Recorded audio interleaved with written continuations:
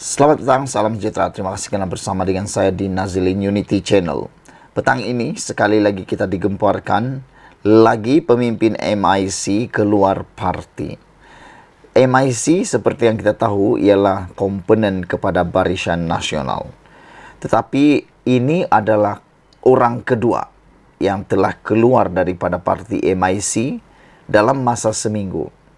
Sebenarnya apa yang sedang berlaku dalam parti MIC ini sehingga berlaku lompat atau keluar parti lagi? Mereka hendak ke mana?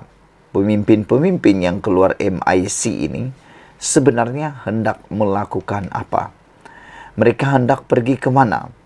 Takkan pula tiba-tiba pindah ke Perikatan Nasional pula. Tidak sampai 3 hari, susulan Ahli Dewan Negara C. Sivaraj mengumumkan keluar daripada MIC. Hari ini giliran seorang lagi pemimpin muda dari parti itu berbuat perkara sama. Kali ini Ketua Pemuda MIC Selangor P. Punithan mengumumkan keluar dari parti. Dia memaklumkan perkara itu kepada Presiden S.A. Venugawarayan, menerusi sepucuk surat yang bertarik hari ini. Dalam surat itu, Punithan berkata dia melepaskan jawatan sebagai Ketua Pemuda MIC Negeri Selangor dan Ketua Pemuda MIC Cawangan Bandar Baru Batang Bejuntai, Kuala Selangor berkuat kuasa serta-merta. Setelah berkhidmat dan menjawat pelbagai jawatan di bawah MIC selama 15 tahun, hari ini saya membuat keputusan yang berat untuk meletakkan semua jawatan saya dalam MIC, kata beliau lagi. Menerusi surat ini, saya ingin menyampaikan ucapan terima kasih yang tidak terhingga kepada semua pimpinan MIC pusat, negeri, bahagian dan cawangan di seluruh negara, serta rakan-rakan yang bersama saya sehingga ke hari ini, kata beliau. Saya percaya saya telah memberikan khidmat yang terbaik serta komitmen yang tinggi dalam 15 tahun saya berkhidmat bersama MIC, katanya lagi. Ketika dihubungi Malaysia kini, Punithan mengesahkan bahawa dia telah meninggalkan parti itu. Saya mengesahkan keluar dari MIC, namun keputusan tidak terkait dengan saudara Sivaraj atau mana-mana pihak, kata beliau. Keputusan ini adalah keputusan peribadi saya, kata beliau lagi. Saya berharap MIC akan terus menjadi suara masyarakat India di bawah kerajaan perpaduan ini, katanya. Punithan pernah memegang jawatan ahli jawatan kuasa MIC pusat serta pernah menjawat jawatan sebagai Setiausaha Pemuda MIC Kebangsaan dan Ketua Penerangan Pemuda MIC Kebangsaan. Sivaraj pula adalah bekas naib presiden parti itu, mendakwa keputusannya meninggalkan MIC adalah terbaik buat dirinya dan juga parti memandang dirinya dilihat sebagai ancaman kepada kepimpinan sedia ada dalam parti. Sivaraj dipecat daripada CWC MIC pada awal bulan ini. Walaupun dia mendakwa dia tidak dimaklumkan sebab pemecatannya, sumber MIC memberitahu bahawa tindakan itu ekoran kegagalannya menghadiri program Madani Government Education Development and Future of Indians di Shah Alam pada 10 Jun lalu yang dirasmikan oleh Perdana Menteri Anwar Ibrahim. Program itu dianjurkan oleh Biro Pendidikan MIC dengan sokongan mitra Unit Transformasi Masyarakat India Malaysia. Sekian dulu untuk kali ini. Jangan lupa tinggalkan komen anda, tekan butang subscribe. Kita jumpa lagi. Bye-bye. Selamat pagi, salam sejahtera. Terima kasih kerana bersama dengan saya di Nazilin Unity Channel. Wah, sekarang ini heboh di dalam media sosial berkaitan dengan seorang menteri disaman. Siapa saman? Ikuti terus ulasan selepas ini. Tapi sebelum itu, sila tinggalkan komen anda, tekan butang subscribe. Tekan butang subscribe itu percuma. Share video ini supaya semua orang tahu ada menteri yang sudah disaman. Apa cerita? Kenapa disaman? Ikuti cerita ini. Hari ini disahkan, dakwa dipecat secara tak sah seorang ataupun bekas CEO Finas saman menteri. Nasir Ibrahim menuntut surat penamatan perkhidmatannya terbatal dan tidak sah mengikut undang-undang. Bekas Ketua Pegawai Eksekutif Perbadanan Kemajuan Filem Nasional Malaysia FINAS, Nasir Ibrahim memfailkan saman di Mahkamah Tinggi kerana mendakwa diberhentikan secara tidak sah 5 bulan sebelum kontraknya tamat. Nasir, 62 tahun juga, menuntut surat penamatan bertarikh 31 Mei ditandatangani pengerusi FINAS Kamil Ahmad Othman tidak sah mengikut undang-undang dan terbatal.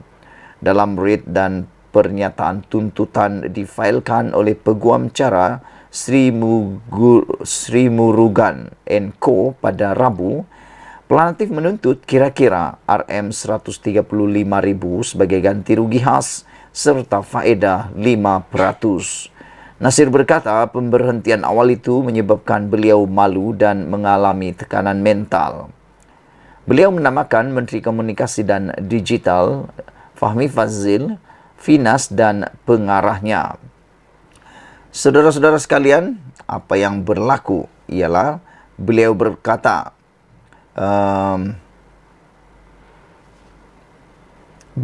dalam satu kenyataan pada 1 Jun, FINAS mengesahkan bahawa Nasir telah disingkirkan sebagai Ketua Pegawai Eksekutif berikutan dakwaannya bahawa beliau telah dipecat.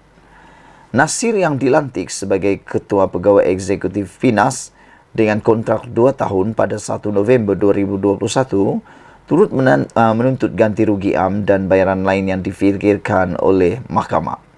Dalam kenyataan tuntutan dilihat FMT, beliau berkata pelantikan itu adalah bersamaan gaji bulanan RM20,000 dan allowance RM6,800. Oh, besarnya gaji dia kan. 26,800. Boleh tahan punya besar. Beliau berkata pelantikannya dikawal oleh Akta Badan Berkanun, Tata Tertib dan Secharge 2000 dan Menteri boleh menamatkan perkhidmatannya dengan memberikannya notis 30 hari atau membayarnya sebulan gaji sebagai ganti tempoh notis itu. Nasir mendakwa beliau diminta berhenti pada Jun selepas dibayar gaji sebulan. Bagaimanapun beliau berkata, penamatan itu dilakukan dengan niat jahat dan tidak diberi alasan yang kukuh. Menurut Nasir, hari terakhir perkhidmatannya ialah pada 31 Mei lalu, berdasarkan surat yang ditandatangani Menteri pada 5 Mei lalu. Beliau berhujah bahawa FINAS tidak mempunyai lembaga pengarah yang sah, terdiri daripada sekurang-kurangnya 9 orang pada masa itu. Memandangkan hanya 4 orang, lembaga itu tidak diberi kuasa untuk mengeluarkan surat penamatan perkhidmatan, katanya. Jelasnya, Fahmi pada 1 Jun lalu memberitahu media bahawa keputusan memecatnya dibuat oleh lembaga pengarah FINAS tanpa sebarang campur tangan daripadanya. Saudara-saudara sekalian, ini satu tindakan dakwaan yang mengejutkan kita semua apabila bekas CEO FINAS menyaman Fahmi kerana berkata tindakan pemberhentiannya dibuat secara tidak sah. Dalam writ dan penyataan tuntutan difailkan oleh Peguam Cara Sri Murugan dan Co pada Rabu, pelantik menuntut kira-kira RM135,000 sebagai ganti rugi khas serta faedah 5%. Nasir berkata pemberhentian awal itu menyebabkan beliau malu dan mengalami tekanan mental. Beliau menamakan Menteri Komunikasi dan Digital Fahmi Fadzil, FINAS dan pengarahnya Mastura Ahmad Mustafa, Idwan Arif Abdul Rahman dan Nur Azam Sairi sebagai defendant dalam saman itu. Dalam satu kenyataan 1 Jun, FINAS mengesahkan bahawa Nasir telah disingkirkan sebagai Ketua Pegawai Eksekutif berikutan dakwaannya bahawa beliau telah dipecat. Sekian dulu untuk kali ini. Jangan lupa tinggalkan komen anda, tekan butang subscribe. Apa komen anda? Kita jumpa lagi. Bye-bye. Selamat datang, salam sejahtera. Terima kasih karena bersama dengan saya di Nazilin Unity Channel. Terima kasih karena terus menonton channel ini. Ada orang kata channel ini channel berita. Iya, betul, ini channel berita, tapi pada masa yang sama kita akan mengulas dan kita akan berbincang. Anda wajib untuk menulis dalam ruangan komen untuk menunjukkan siapa Anda dan apa pendapat Anda. Isu yang hangat daripada berita hari ini yang kita akan ulas ialah tentang Anwar sedia disiasat jika didapati terbabit rasuah. Beginilah Perdana Menteri yang kita kehendaki. Inilah pemimpin Malaysia yang kita impi-impikan, yaitu orang yang berani disiasat walau oleh sesiapapun. Dengan adanya keyakinan seperti Anwar Ibrahim lakukan ini, maka terbukti bahwa akan dapat dibuktikan bahwa beliau tidak melakukan apa-apa kesalahan. Seperti kata pepatah, berani kerana salah, berani kerana benar, takut kerana salah. Salah pula saya cakap. Berani kerana benar, takut kerana salah. Ada orang yang takut untuk menyatakan pendirian. Ada juga orang yang takut sehingga tidak berani melakukan persidangan parlimen kerana takut tumbang. Tapi Anwar Ibrahim, jangankan tumbang, berdepan dengan SPRM pun beliau sanggup. Tapi ada pemimpin yang lain yang tak berani langsung berhadapan dengan media. Nah, Anda tahu siapa? Anda tulis dalam ruangan komen. Hari ini dinyatakan oleh Anwar Ibrahim bahwa beliau sedia untuk disiasat jika didapati terbabit rasuah. Kita mahu supaya semua menteri, semua YB, semua adun, semua ahli parlimen menjadi seperti Anwar Ibrahim yang kalau disiasat jangan templak, harus terima dan sedia disiasat. Bukannya bila disiasat kata ini adalah motif politik. Kalau Anda tidak melakukan kesalahan, buat apa nak takut ia jadi motif politik atau sebagainya? Laluilah dan bersihkan nama Anda melalui siasatan tersebut.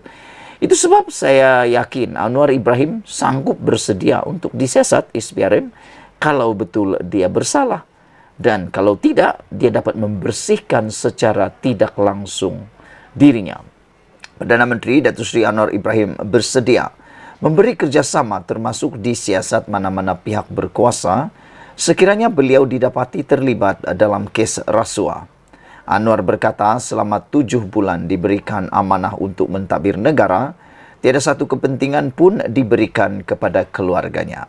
Kalau kata saya terlibat kes rasuah, gunakan wang mengayakan Wan Azizah, Nurul Izzah dan anak-anak, itu boleh bawa lapor kepada pihak berkuasa, kata Anwar Ibrahim ketika berucap dalam kenduri kurban di Masjid Jamik An-Nur Guar Perahu, seberang Perai Tengah dekat Permatang Pau.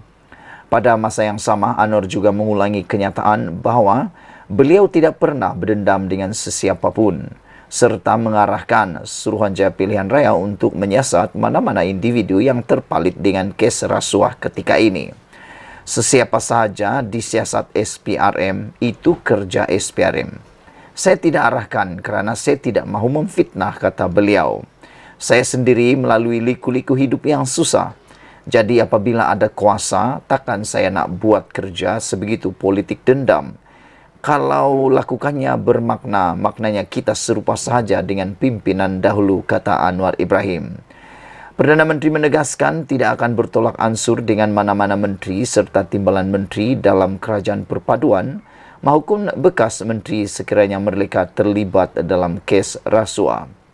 Menurutnya, dalam perkara itu, semua badan penguatkuasa seperti SPRM, Lembaga Hasil Dalam Negeri LHDN, Bank Negara Malaysia BNM, Polis Diraja Malaysia PDRM telah diarahkan menjalankan tanggungjawab dengan tegas dan berani dalam kes rasuah.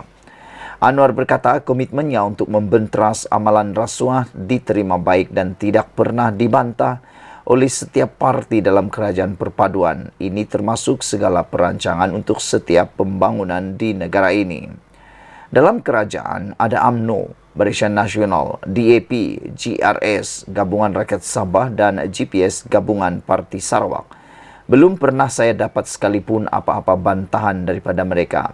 Sama ada untuk pembangunan umat Islam, tata kelola dan benteras rasuah, kata Anwar Ibrahim.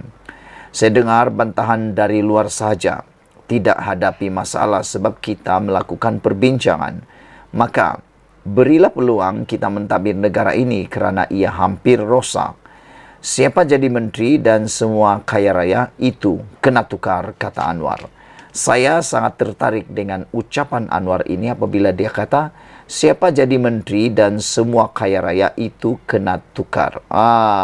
Kita mau menteri maupun ahli parlimen, adun, atau siapapun yang berkaitan dengan politik haruslah menjadi telus dan bertanggung jawab.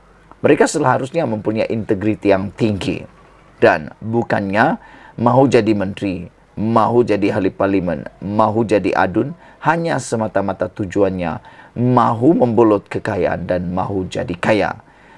Pemikiran seperti itu, mindset seperti itu harus dibuang jauh bermula daripada sekarang.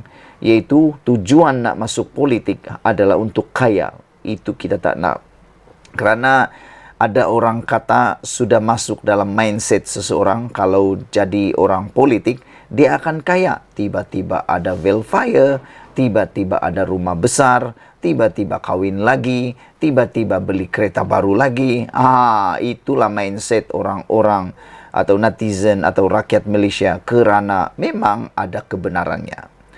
Kata Anwar Ibrahim, Perdana Menteri turut menegaskan akan terus mempertahankan prinsip membenteras rasuah serta penyelewengan walaupun menerima pelbagai ugutan. Kata Anwar, macam-macam ugutan saya terima. Geng kaya raya berpakat, penyakau besar bilion ringgit berpakat ingin menjatuhkan beliau. Tetapi saya tetap lawan untuk mempertahankan prinsip ini, katanya. Sementara itu, ketika ditemui pemberita, Anwar berkata kehadirannya di kenduri korban di Masjid Jamik An-Nur Guar Perahu sekadar lawatan untuk bermesra bersama penduduk setempat dan bukannya memperoleh keyakinan pengundi dalam PRN nanti. Tiada perkiraan mengenai matlamat pilihan raya negeri. Tugas saya hanya untuk kembali ke sini kerana mereka begitu setia dan baik kepada saya selama ini, kata beliau lagi. Terdahulu, beliau turut menghadiri kenduri korban anjuran pihak ahli jawatan kuasa Masjid Jamek An-Nur Guar Perahu serta menunaikan solat Jumaat di masjid berkenaan. Saudara-saudara sekalian, keberanian Anwar Ibrahim ini melampau sudah. Sehingga dia telah mengalahkan semua Perdana Menteri yang ada sebelum beliau. Sehingga Anwar Ibrahim sanggup dan bersedia disiasat oleh SPRM jika didapati terbabit rasuah. Ada Perdana Menteri yang lain yang macam Anwar Ibrahim? Kalau ada, tinggalkan komen anda dalam ruangan komen. Kita jumpa lagi. Malaysia kita punya, kita juga sama-sama cintai Malaysiaku. Bye-bye. Selamat malam, salam sejahtera. Ini satu lagi tamparan paling maut untuk Muhyiddin Yassin. Sebelum ini, Perikatan Nasional cuba untuk memancing Khairi Jamaluddin menjadi ahli bersatu. Namun, hari ini penganalisis berkata, Khairi Jamaluddin boleh jadi Perdana Menteri hanya melalui UMNO. Makna kata, para penganalisis politik ini dapat melihat masa depan Khairi Jamaluddin hanya ada bersama dengan UMNO dan tidak bersama dengan bersatu. Mungkin inilah yang dapat dilihat oleh Khairi Jamaluddin apabila beliau secara halus telah menolak permohonan ataupun menolak pelawaan Muhyiddin untuk beliau menyertai bersatu walaupun telah pun ditawarkan jawatan yang mengeliurkan. Tetapi KJ tetap berpegang pada prinsip untuk tidak masuk mana-mana parti politik. Tetapi penganalisis ini kata KJ boleh jadi Perdana Menteri hanya melalui UMNO. Apa pendapat kamu semua? Adakah benar apa yang didakwa oleh penganalisis ini bahawa Khairi perlu bermula daripada kedudukan lebih bawah sekiranya menyertai PAS atau bersatu? Pemimpin UMNO yang dipecat, Khairi Jamaluddin dan Noh Omar seolah-olah mengambil pendekatan tunggu dan lihat dalam hal menyertai parti baharu. Mungkin kerana sedar kerjaya politik mereka akan punah sekiranya tersilap langkah, kata penganalisis. Penganalisis percaya kedudukan Khairi paling runcing kerana beliau masih memendam cita-cita menjadi Perdana Menteri. Mereka juga percaya Khairi dan Noh tidak akan dapat kembali ke pangkuan UMNO kecuali prestasi UMNO pada PRN 6 negeri akan datang memaksa Presiden Zahid Hamidi meletakkan jawatan. Menjadi persoalan kita pada malam ini ialah seperti yang dinyatakan di dalam laporan kali ini, adakah Zahid Hamidi akan meletakkan jawatan selepas PRN 6 buah negeri? Kalau UMNO kalah teruk dalam PRN 6 buah negeri ini, ada kemungkinan para pemimpin yang tidak sehaluan dengan Zahid Hamidi akan memecat atau mendesak Zahid Hamidi untuk letak jawatan. Dengan adanya desakan seperti itu, maka di sinilah mungkin peluang kepada Khairi Jamaluddin dan Noh Omar menyertai UMNO sekali lagi. Dan persoalan besar juga, adakah selepas Zahid Hamidi didesak letak jawatan itu dan beliau terpaksa letak jawatan akan menyebabkan UMNO menarik diri daripada kerajaan perpaduan. James Chin, penganalisis politik dan profesor pengajian Asia di Universitas Zamania berkata, Khairi tidak pernah menafikan keinginan menjadi Perdana Menteri itu. Khairi sebagai seorang yang bercita-cita tinggi tidak akan tinggalkan UMNO kerana dia mempunyai rancangan untuk menjadi Perdana Menteri. Dia tidak pernah nafi cita-cita itu. Maka impian itu akan terjejas sekiranya menyertai PAS atau Bersatu. Kerana dengan menyertai mereka, dia sekadar ahli kebanyakan. Tetapi, jikalau dia kembali ke UMNO, Khairi akan berada dalam kedudukan lebih kukuh. Dia kini boleh dianggap seperti diketepikan buat sementara waktu. Tetapi jika dia bertabah, dia berpeluang untuk kembali apabila Zahid dan kumpulannya tersingkir, katanya kepada FMT.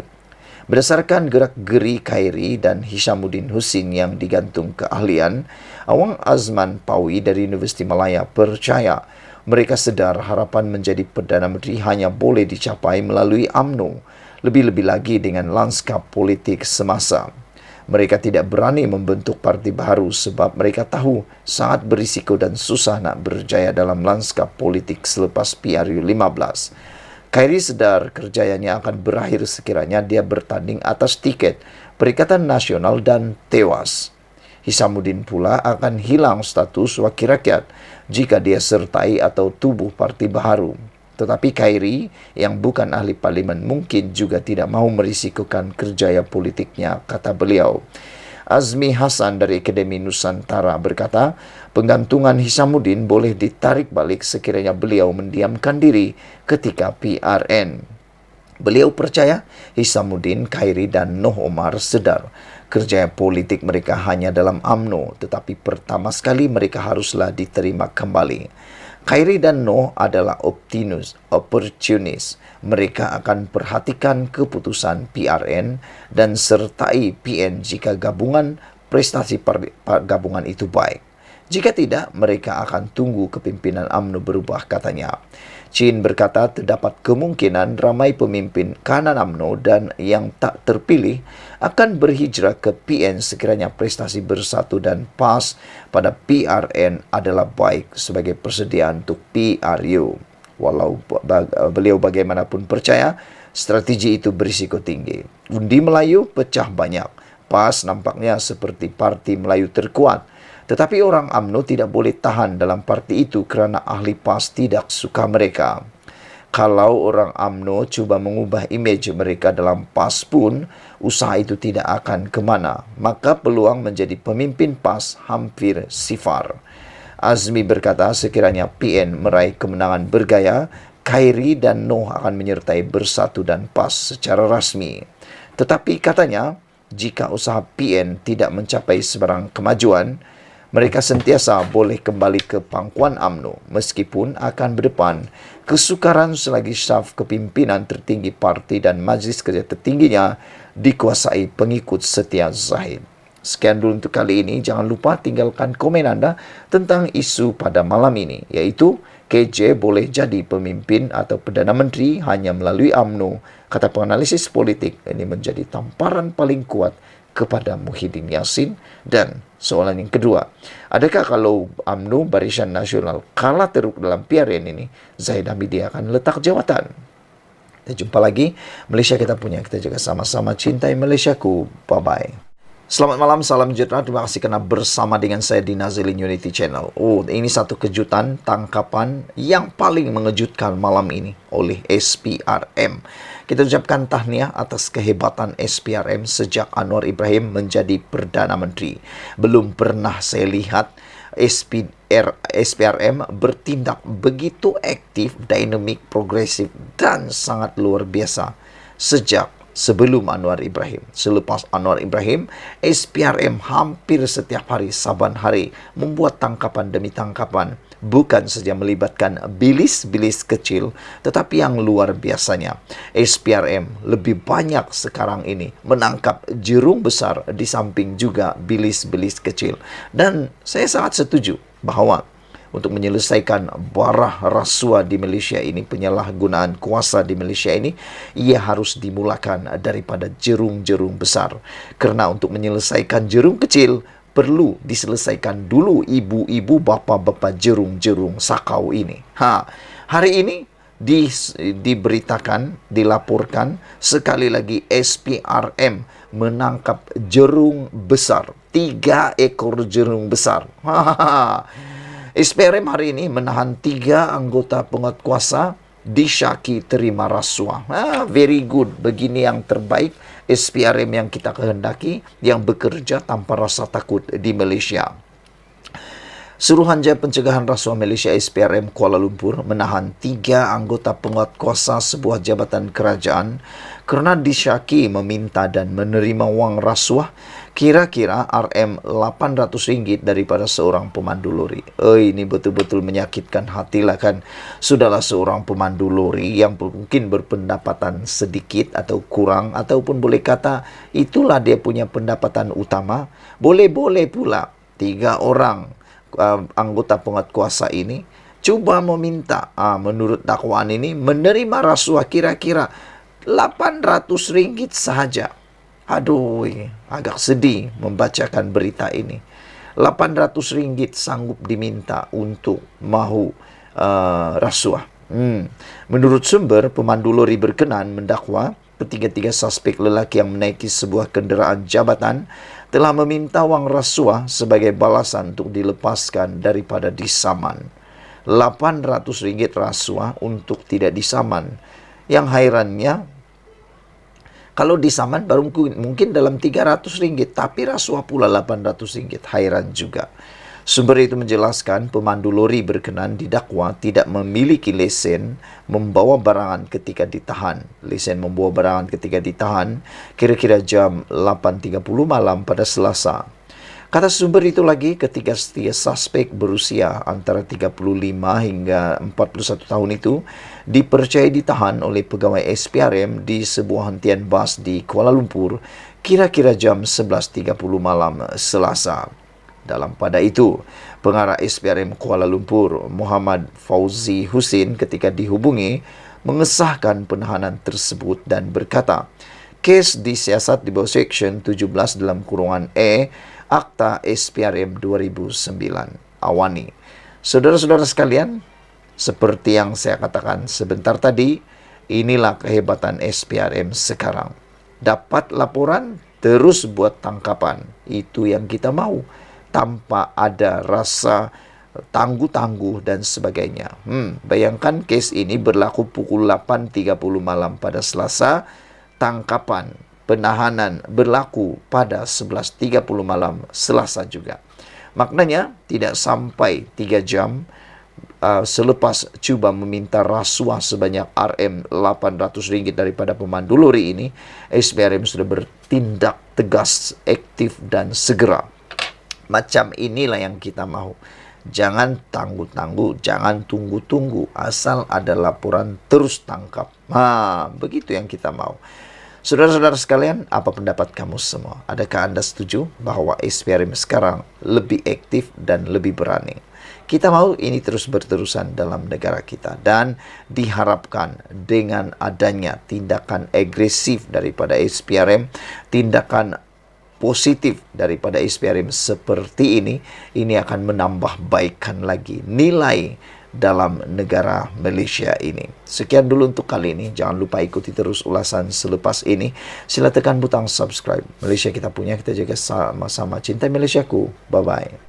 Selamat malam, salam sejahtera. Terima kasih kerana bersama dengan saya di Nazilin Unity Channel. Saudara-saudara sekalian, saya berusaha untuk mencari apa idea yang saya melontarkan kepada anda malam ini berkaitan dengan pilihan raya yang sedang berlangsung di PRN 6 buah negeri di Semenanjung Malaysia.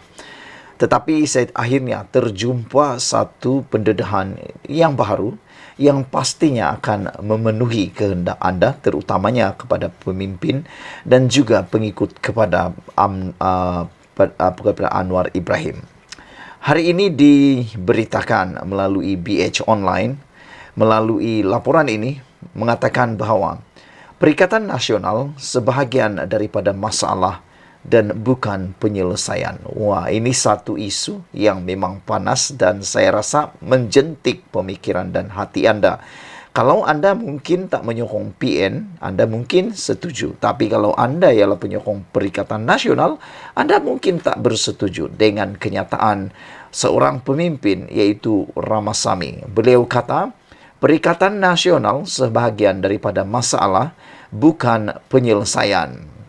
Pengerusi Perikatan Nasional PN Tan Sri Muhyiddin Yassin didakwa menjadi punca utama dalam situasi kerajaan yang dikatakan tidak stabil pada masa sekarang.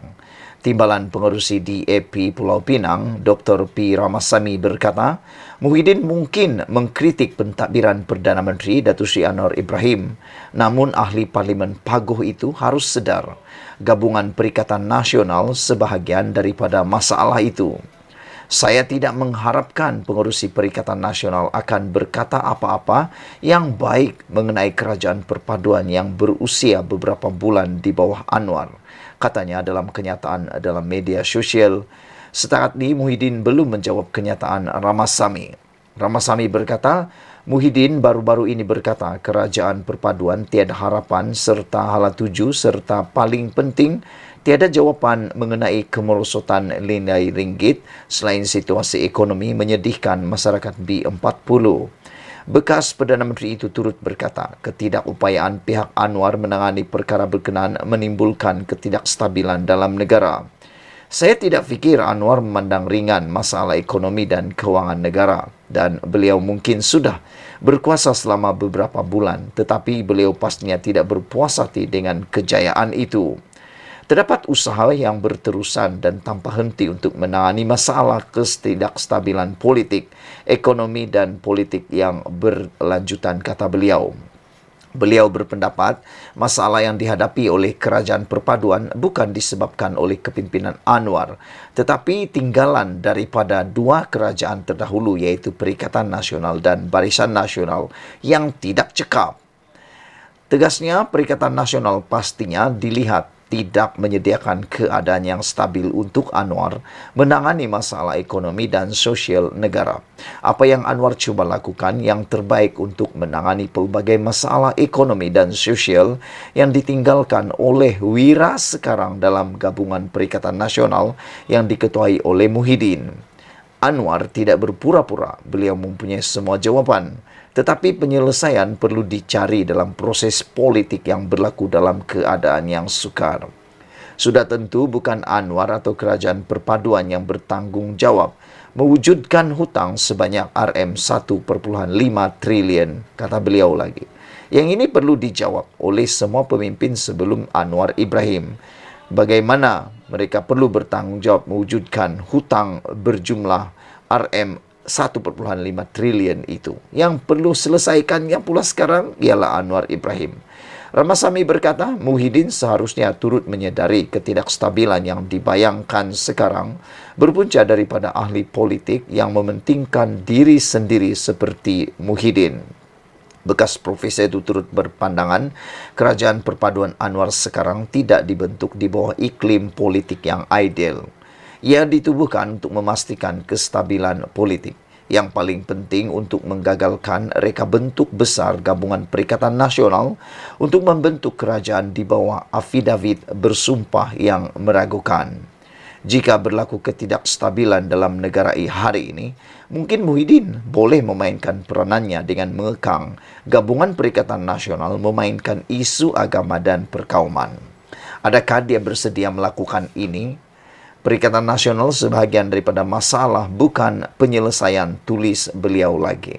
Ini paling panas malam ini. Apa pendapat anda tentang isu kali ini? Penyelesaian ataupun masalah Perikatan Nasional? Kita jumpa lagi. Bye-bye. Selamat pagi, salam sejahtera. Terima kasih karena menonton channel Nazilin Unity. Ini satu lagi pendedahan yang paling mengejutkan berkaitan dengan Azmin Ali. Perseteruan antara Amiruddin Syari dan juga Azmin Ali semakin memuncak. Kali ini, sekali lagi Amiruddin Syari mengatakan, "Selamat maju jaya dengan ketidakjujuranmu, Azmin." Wah, ini satu tajuk yang menggemparkan, yang memang menarik perhatian dan pastinya gempak panas. Dakwaan bekas Menteri Besar Selangor, Azmin Ali, bahwa ekonomi negeri merundum setelah diambil alih oleh Amiruddin Syari cuma permainan politik. Itu cuma permainan politik dia, kata Amiruddin Syari. Tapi sangat sedih kerana seorang yang tidak bercakap jujur, terutamanya dalam hal ini kerana kepentingan politik. Jadi selamat maju jaya dengan ketidakjujuran dia, katanya, kepada pemberita selepas menghadiri majlis serahan sumbangan lembu korban serta sumbangan keuangan Parlimen Gombak dan Dun Sungai Tua. Amiruddin yang juga pengganti Azmin berkata, statistik Jabatan Perangkaan Negara DOSM membuktikan prestasi ekonomi negeri baik. Menurut data DOSM mengenai sumbangan keluaran dalam negara kasar KDNK Malaysia pada tahun 2022, Selangor menjadi sumbangan tertinggi kepada ekonomi negara dengan 25.5% berbanding 24.8% tahun sebelumnya.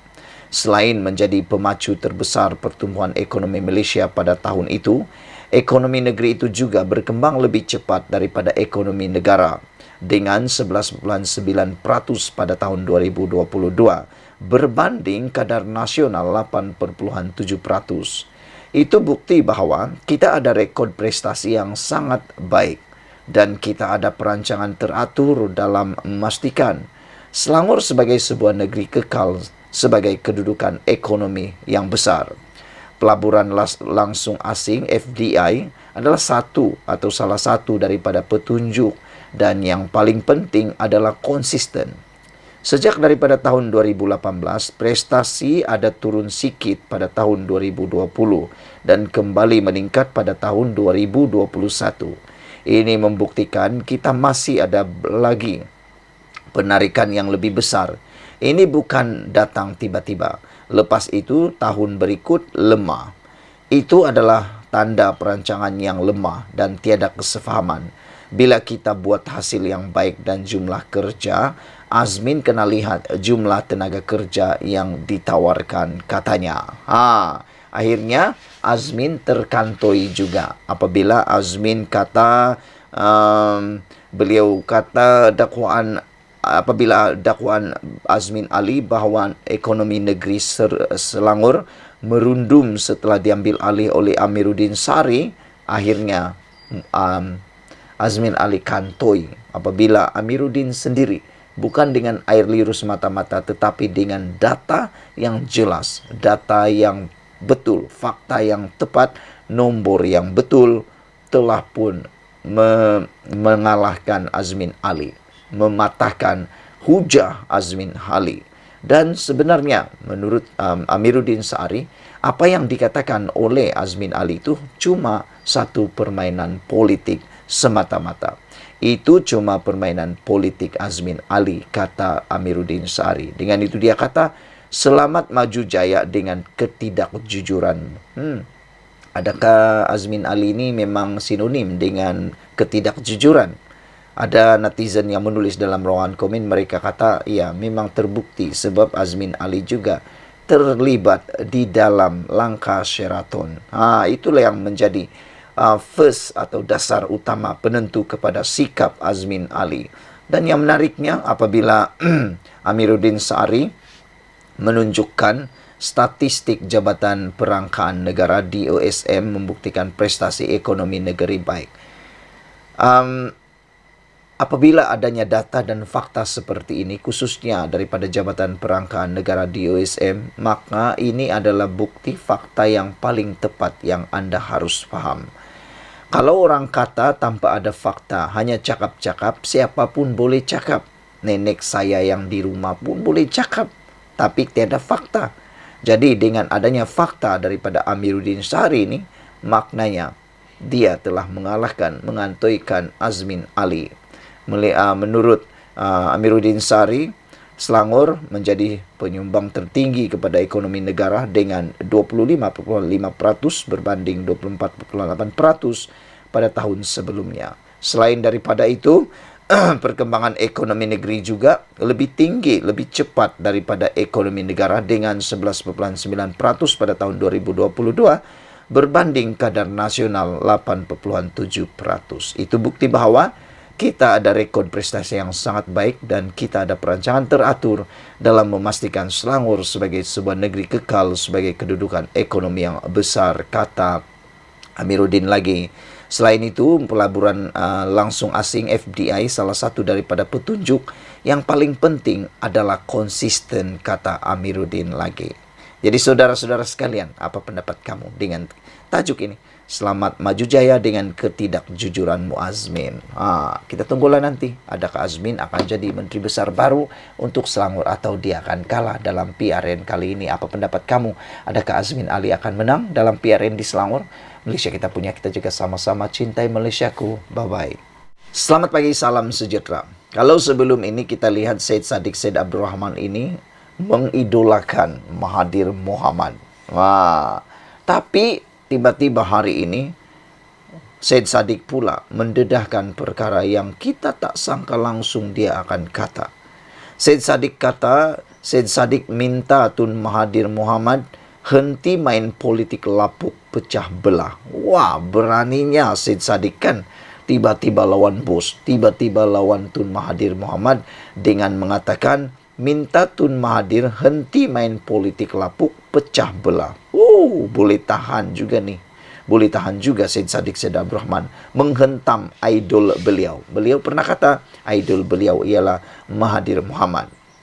Presiden Parti Ikatan Demokratik Malaysia Muda Syed Saddiq Syed Abdul Rahman membuat hantaran terbuka kepada Tun Mahathir Mohamad berhubung dakwaan bekas Perdana Menteri itu, orang bukan Melayu mahu menukar nama dan pemilikan Malaysia. Syed Saddiq yang sering dikaitkan sebagai anak didik Dr. Mahathir menulis dalam Twitter hari ini supaya bekas Perdana Menteri itu menghentikan politik lapuk dan menyebabkan perpecahan. Kan aku dah kata tadi. Saya dah kata bahawa Syed Saddiq ni adalah anak didik kepada Dr. Mahathir. Tetapi hari ini lawan bapa pula, bapa politik beliau dengan mengatakan supaya Mahathir menghentikan politik lapuk yang menyebabkan perpecahan. Betul jugalah, saya setuju dengan Syed Saddiq Syed Abdul Rahman supaya Mahathir Mohamad berhentilah menggunakan politik lapuk yang boleh menyebabkan perpecahan kepada negara ini. Lebih-lebih lagi ianya berkaitan dengan bangsa dan agama di Malaysia. Reaksi Presiden muda itu susulan laporan media yang memetik Dr. Mahathir mendakwa segelintir golongan bukan Melayu mahu menukar nama dan pemilikan Malaysia. Syed Saddiq berkata, rakyat Malaysia tidak kira kaum dan agama bersama-sama mencintai negara ini. Mereka mahu melihat Malaysia berkembang dan menjadi negara membangun dengan peluang pekerjaan, pengangkutan awam dan tata kelola yang baik, kata beliau. Katanya, beliau pasti tidak ada rakyat bukan Melayu di negara ini yang mahu menukar nama negara. Saya tahu ramai rakyat yang menganggap Malaysia adalah satu-satunya tempat mereka tinggal. Saya setuju dengan apa yang Syed Saddiq Syed Abdul Rahman katakan. Saya juga sependapat dengan Syed Saddiq Syed Abdul Rahman bahawa Tidak kira kaum dan agama, semua rakyat Malaysia mencintai negara ini. Selain itu, saya juga setuju dengan Syed Abdul Rahman bahawa Malaysia, penduduk Malaysia mahu melihat Malaysia berkembang dan menjadi negara membangun dengan peluang pekerjaan, pengangkutan awam dan tata kelola yang baik. Selain daripada itu, saya juga yakin bahawa rakyat Malaysia, rakyat bukan Malaysia di negara ini tidak mahu menukar nama negara. Tiada yang mahu menukar nama negara. Bahkan seperti yang dikatakan oleh Syed Abdul Rahman, benarlah bahawa ramai rakyat Malaysia menganggap ini Malaysia, negara Malaysia adalah satu-satunya tempat tinggal yang kita miliki. Betul, saya setuju itu. Kalau kita semua ini memang satu-satunya negara yang kita sayangi adalah Malaysia. Media melaporkan dalam sidang media awal hari ini, Dr. Mahathir mendakwa rakyat bukan Melayu mahu menukar nama dan pemilikan Malaysia. Bekas Perdana Menteri mendakwa terdapat percubaan orang dari negara lain untuk mengubah Malaysia daripada tanah Melayu menjadi negara berbilang kaum. Malah, Dr. Mahathir mendakwa golongan itu enggan mengiktiraf orang Melayu sebagai pengasas, penduduk tempatan dan pembangun negara. Dan demikianlah angkuhnya mereka yang datang sini. Kita yang jadikan mereka warga negara, tetapi warga negara yang datang ini nak tuntut supaya nama negara kita ditukar dijadikan multiracial country, negara berbilang kaum. Dr. Mahathir dipetik sebagai berkata, saya tidak setuju dengan apa yang Tun Mahathir kata ini. Dan sesungguhnya negara Malaysia ini adalah negara yang amat kita sayangi. So, betul lah seperti yang dikatakan oleh Syed Abdul Rahman, walaupun beliau adalah anak didik Tun Mahathir, berani juga Syed Abdul Rahman ini mengecam Mahathir dengan mengatakan, berhentilah Mahathir membuat politik lapuk yang boleh memecah belahkan negara ini. Saya pun setuju dengan apa yang dikatakan oleh Syed Abdul Rahman ini, supaya Mahathir berhenti membuat hantaran, berhenti melakukan politik lapuk yang menyebabkan perpecahan. Malaysia kita punya, kita juga sama-sama cintai Malaysiaku. Bye-bye.